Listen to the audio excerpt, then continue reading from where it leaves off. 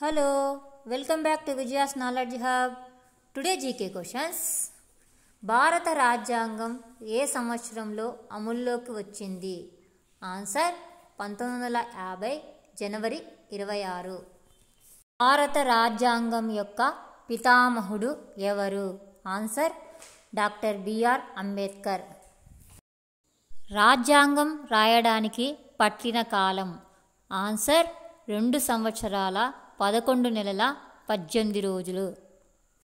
భారత రాజ్యాంగంలో ఎన్ని అధికరణలు ఉన్నాయి? ఆన్సర్ 395.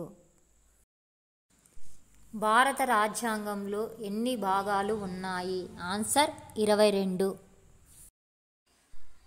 భారత రాజ్యాంగంలో ఎన్ని షెడ్యూల్స్ ఉన్నాయి?